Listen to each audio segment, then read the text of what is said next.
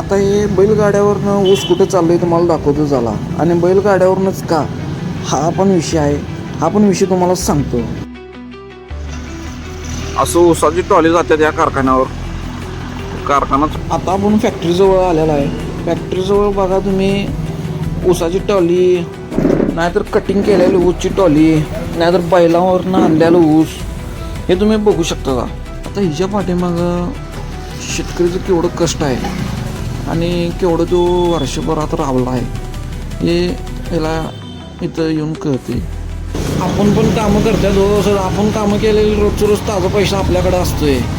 शेतकऱ्यांकडं कसं कुठला पैसा येणार आहे. औषधाकडं, औषध लागवड, परत हमाली.